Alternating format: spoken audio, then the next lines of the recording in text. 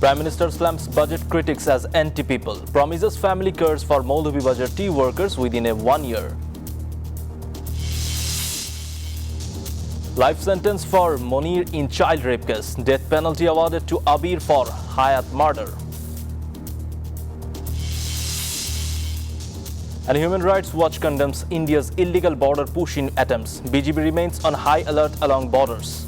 Hello and welcome to the News24 English Bulletin. This is Asif Samad and those were headlines. Now the details. Prime Minister Tariq Rahman has defended the national budget and criticized those calling it anti-people. He said such critics cannot be true friends of the public and warned against attempts to mislead citizens. Speaking at a family card distribution program in Srimangal, the Prime Minister announced that all female tea workers will receive family cards within 1 year. He urged people to stay united to protect democracy and continue development.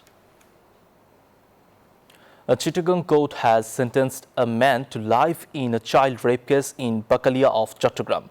The same court also handed down a death sentence today in another shocking case. Monir received life for rape, while Abir Ali was sentenced to death for murdering 5-year-old Ayat and dismembering her body. The judge fined the killer 1 lakh taka. Families are now demanding swift executions. Human Rights Watch has accused West Bengal of deporting Muslim Bengalis to Bangladesh without legal process. The report claimed nearly 5,000 people have been sent back since the new government took over.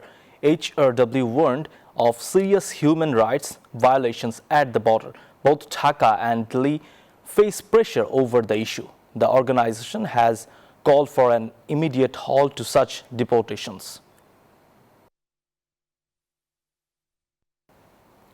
Border guard Bangladesh and local residents have successfully blocked new pushing attempts. Despite rising tensions along several border areas, no fresh illegal entries have been reported due to high vigilance. Earlier, Indian border forces tried to push 11 people into 3 separate districts. Strong resistance from the BGP and villagers foiled the attempt. In Chapainababganj, police arrested 7 locals for helping infiltrators. Security remained heavily tightened at all major border points. A police couple in Khulna faces serious allegations of torturing their domestic worker. Local residents raised the alarm after witnessing the abuse. Officers later rescued the victim from the home. The suspects are Assistant Sub-Inspector Sanjay and Poppy Mitra. Footage captured them burning the maid's face with a hot pan over burnt food. No immediate action was taken against the couple, triggering public outrage. The police commissioner has now promised a full investigation.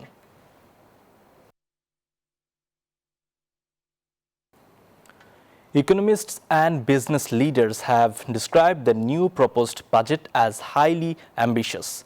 Speaking at an MCCI event, they warned that the government's high revenue targets will put extra pressure on taxpayers. The ongoing revenue deficit has already crossed 1 lakh crore taka this fiscal year. Experts feared the new tax burden would shrink private investment and harm growth.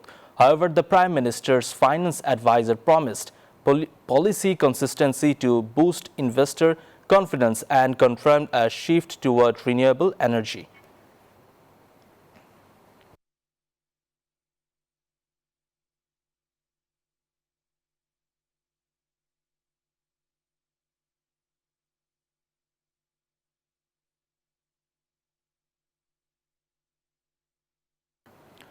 The government has approved the direct purchase of 55,000 tons of fertilizer from Russia and Saudi Arabia.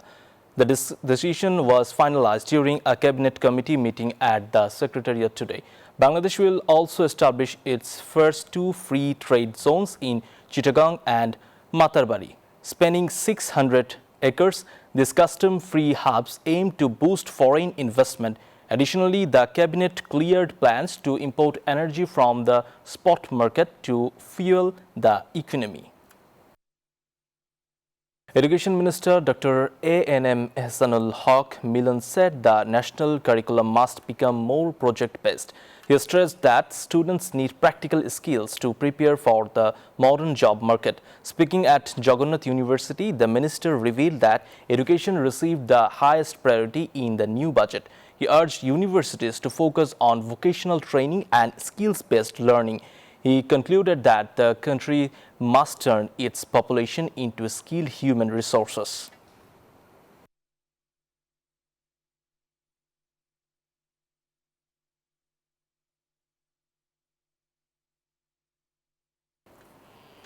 The Center for Policy Dialogue said the proposed budget gave more advantages to fossil fuels than renewable energy. At a briefing in Dhaka, CPT Research Director Dr. Khandukar Ghulam Muazzam said the government should introduce green financial policies immediately. He said gaps in funding for grid modernization and storage technology are major barriers to energy transition. CPT also urged approval of more renewable projects in the revised development plan to ensure a sustainable energy future. Amid a fragile US-Iran peace framework, Lebanon remained under fire. Israeli strikes in Beirut and southern Nebatia killed 4 people, raising tensions. Iran condemned repeated ceasefire violations, warning of a strong response if attacks continued.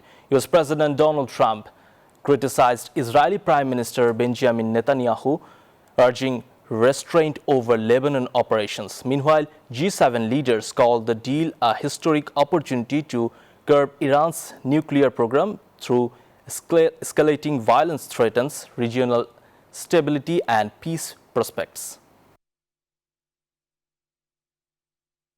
Before ending the bulletin, let's recap the headlines.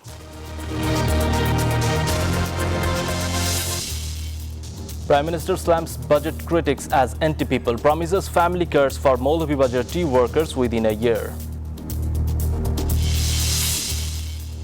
Life sentence for Monir in child rape case, death penalty awarded to Abir for Ayat murder.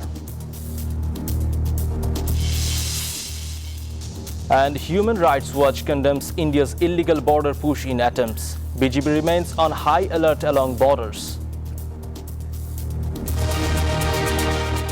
That's all from the newsroom today. Thank you for watching News 24.